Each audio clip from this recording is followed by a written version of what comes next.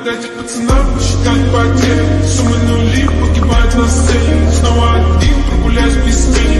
Заливаю лик, поцелуй на шее.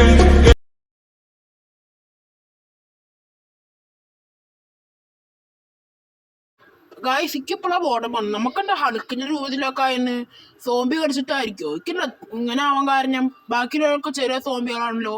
എന്തായാലും നമുക്ക് നേരെ വീട്ടിൽ പോവാ. 1 hour later.